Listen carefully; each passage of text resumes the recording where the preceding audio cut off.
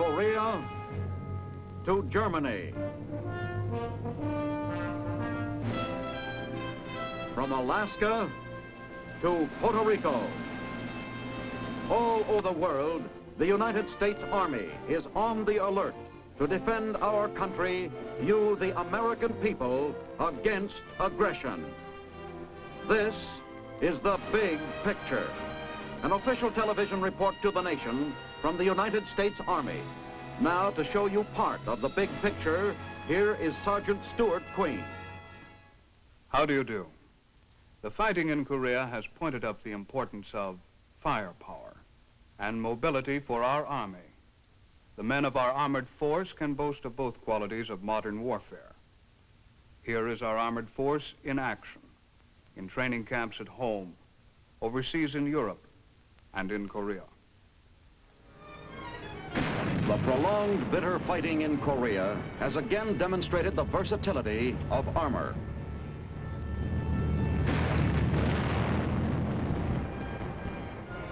Working side by side with the rifleman, the soldier in the tank has written a new chapter in the history of warfare. The irregular valleys and jagged hills of Korea were once considered impossible tank country. Nonetheless, the tankers found new ways to use their land destroyers and remain in the fight throughout the campaign.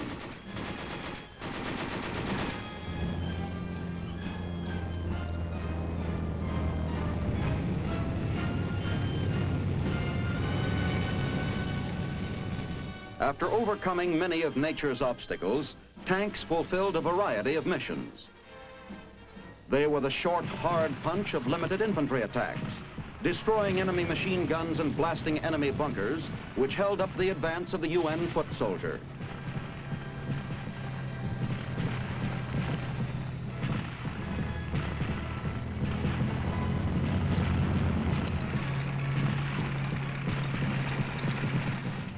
United States armor engaged the enemy shortly after the original communist surprise attack.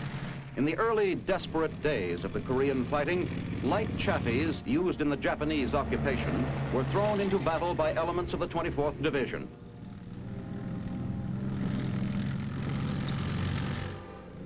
Tank-supported infantry defended the historic Pusan perimeter, a thin line around our last toehold in Korea.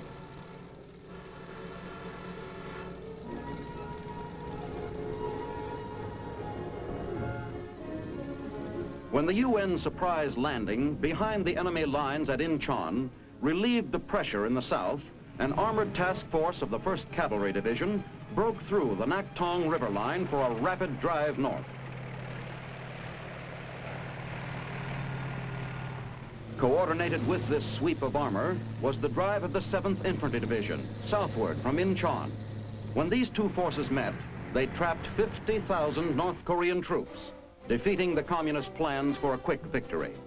Immediately, the 8th Army seized the initiative and sped north to demoralize and destroy the retreating North Koreans. UN forces crossed the 38th parallel, and this time, their advance included the prize of North Korea, Pyongyang, its capital.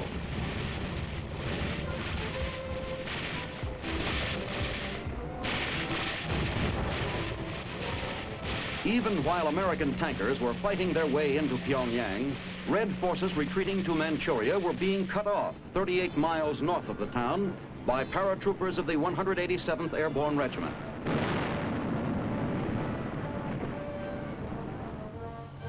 Another trap had been set, this time between paratroopers and men of the armored force. When tanker and paratrooper met, they had wiped out organized enemy resistance in Korea.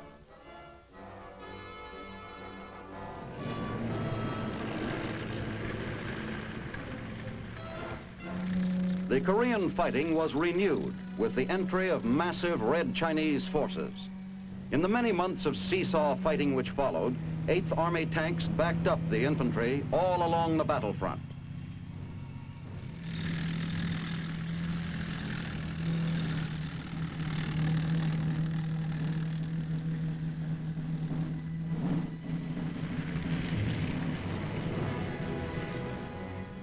Sherman and Patton tanks figured prominently in halting the Chinese attack, and in the counterdrive that led to the recapture of Seoul. A tank infantry team was the first to recross the 38th parallel. The soldier in the tank and the soldier with the rifle combined teamwork and team spirit, living up to the rich traditions of cavalry and infantry.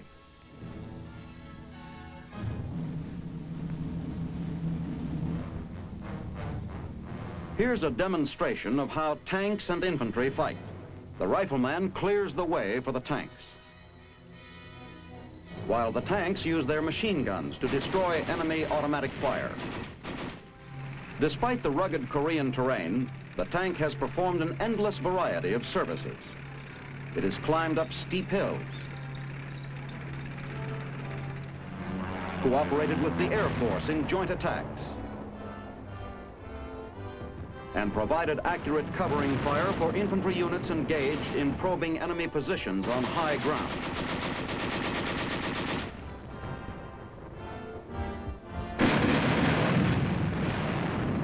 Where necessary, it has acted as a long-range gun, along with howitzers and mortars, to pound fortified hill positions. Modified, it has even built roads.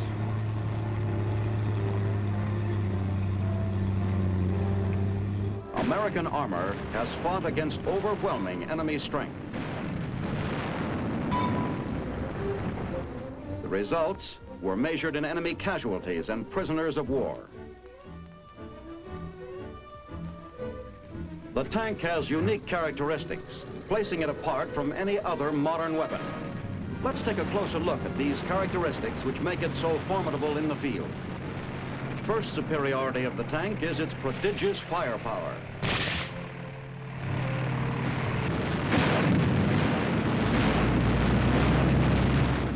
Second, its mobility.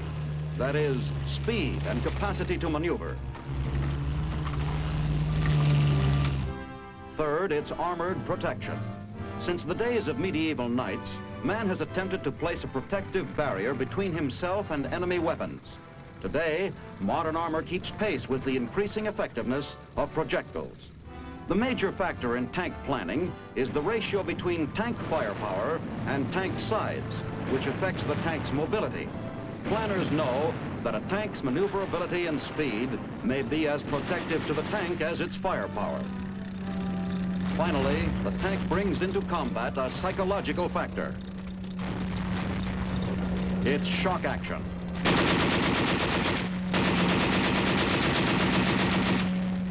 This combination of elements put to work in support of the infantry multiply the range and effectiveness of the foot soldier,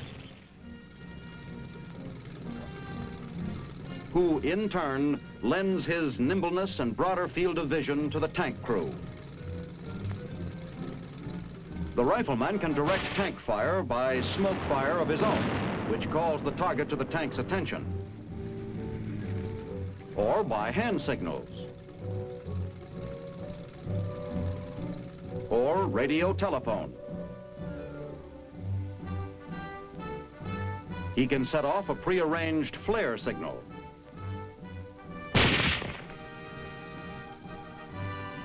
Let's see how the small infantry tank team goes into action. First, there's a briefing by the task force commander.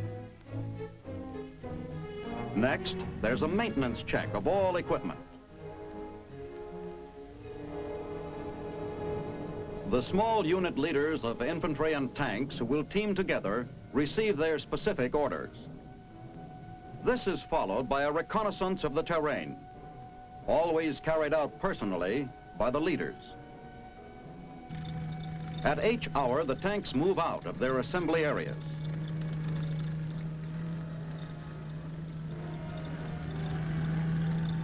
They reach their attack positions as the riflemen advance across the line of departure. On command, the tanks support the infantry with heavy overfire.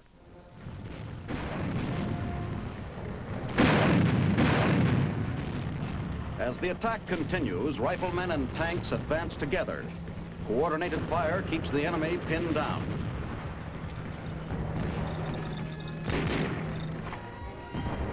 Many factors determine who leads the advance, tanks or infantry. Here, in a wooded area where the vision of a tank commander may be limited, riflemen take the lead and serve as the eyes of the steel giants. Reaching open country, the tanks, immune to small arms fire, take over the lead to seek and destroy enemy machine guns whose fire is deadly to the riflemen.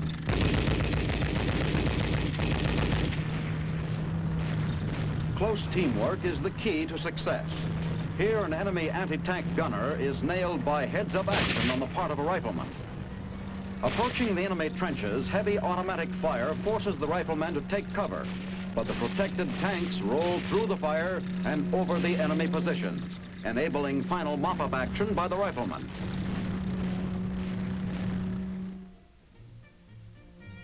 Behind the complex operation of America's armored forces stand years of intensive training. This usually begins at Fort Knox, Kentucky, designated as the home of armor when the armored force was created as a separate military arm in 1940. Here, tank officers and crewmen receive basic instruction in tank weapons and communications, and also in automotive principles, until they know their way around a tank, inside as well as out. Each tanker learns not only his own job, but what the man next to him and all other crew members will be doing. Drivers get a thorough apprenticeship over a tank course studded with obstacles. The tank is expected to perform efficiently on muddy mountain trails or snow-covered highways.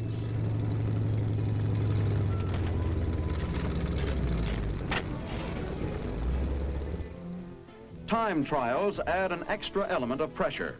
Time spices the competition in training, but is vital in combat.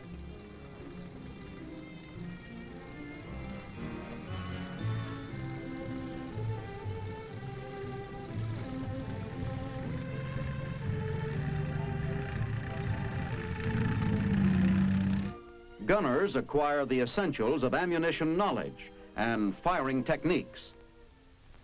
All right, let's get started. Here are the 4 main types of ammunition you'll be dealing with. The name of each one tells its own story.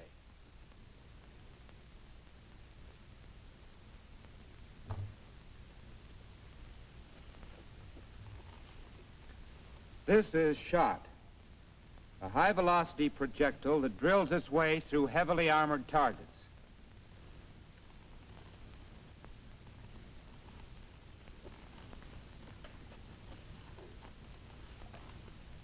This is hypershot.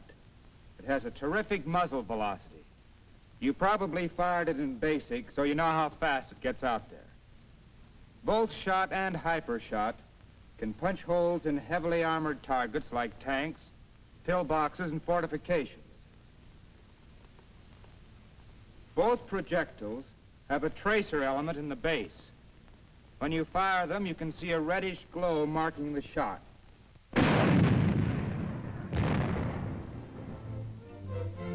After this session on the big guns, they get a chance to test their machine gun prowess on ground targets. The machine gun is the tank's payoff weapon at close range.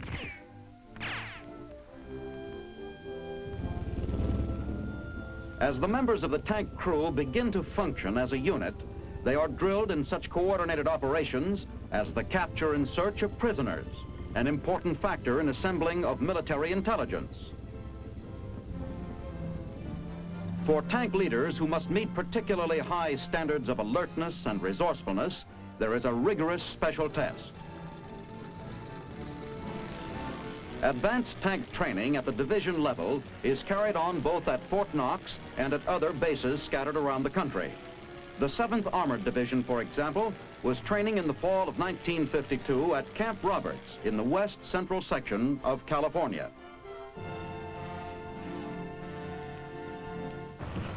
A mock attack on a village provides valuable experience in combat tactics. The tank has a specific and limited assignment. Such exercises bring the tanker into close contact with his rifle-carrying sidekick, here shown, being rescued in a simulated combat zone. This kind of painstaking drill worked out under friendly conditions may mean the difference between life and death on some future battlefield.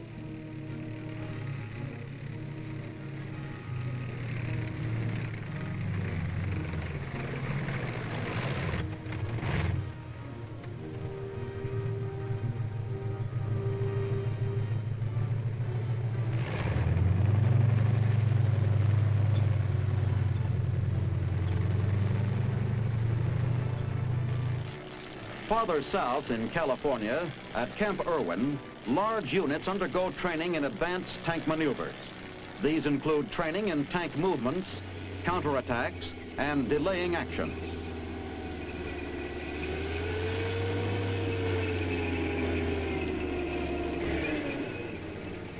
The tank is particularly well equipped to cover orderly withdrawals.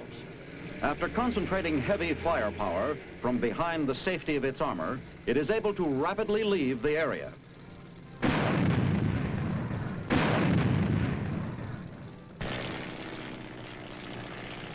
Various formations are practiced and repeated in pursuit of the letter-perfect coordination that must be achieved for combat effectiveness.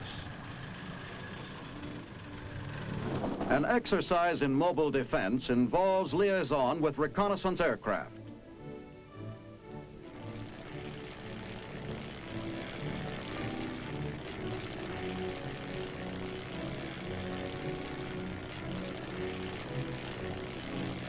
Oscar 6, this is Easy 7.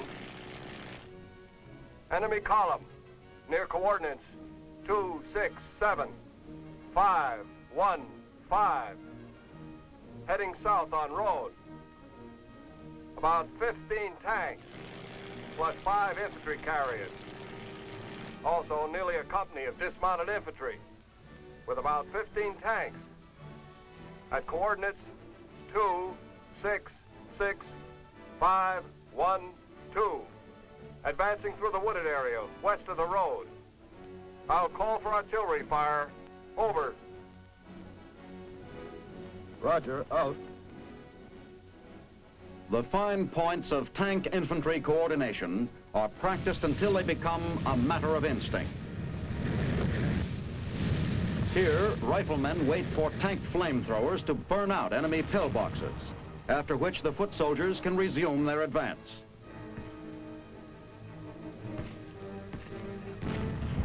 In larger operations, tanks may coordinate with air napalm attacks to reduce enemy opposition.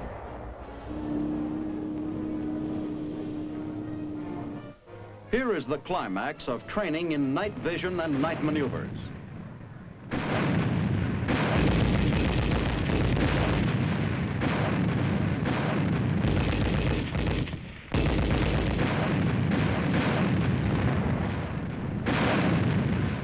This is as close to the real thing as human ingenuity can make it without risking American lives. The armored units are now ready for their missions in the world's tension zones. For today, American armor stands guard for democracy not only in the Far East, but along the European borders of the Iron Curtain. In Western Germany, once again on the job, is the hard-hitting 2nd Armored Division. Here seen during World War II in the brilliant dash that carried it across France and through the Siegfried Line.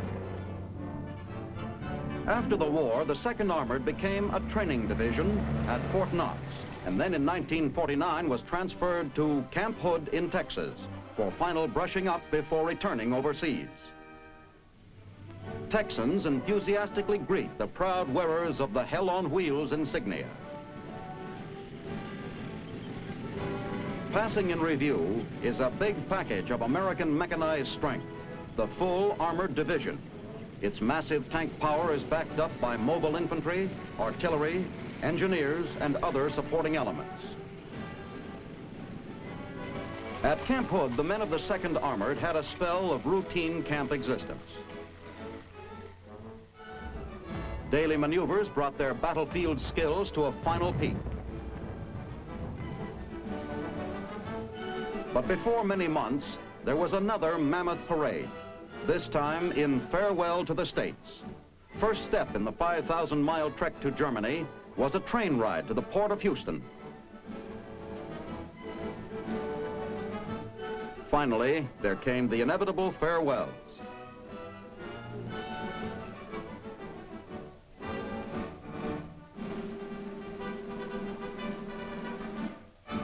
Up the gangplank marched the men of the 2nd, back to the jittery continent from which they had helped to sweep the Nazis 6 years before.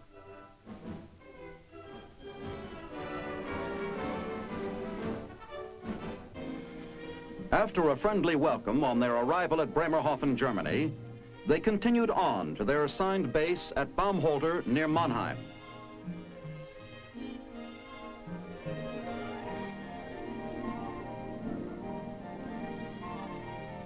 It takes a lot of moving to transfer the full power of an armored division.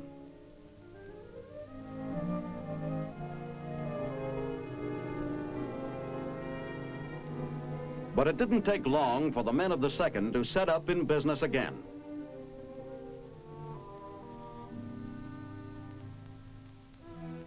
Soon they were honored by the arrival of a distinguished visitor. And then another. The 2nd Armored, guarding the gateway to Western Europe, is constantly engaged in maneuvers, testing the latest developments in equipment and operational techniques. Here they try out the effectiveness of newly landed M47 Patton tanks in crossing blown tank traps.